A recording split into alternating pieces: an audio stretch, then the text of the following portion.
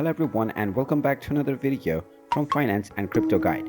In this video, I'm going to show you how to log into your Brent Council Tax account. So let's get started right away. First of all, open up your web browser and in the address bar type in brent.gov.uk/council-tax. Then press enter and you will be taken to the Council Tax website for the Brent Department of Taxation.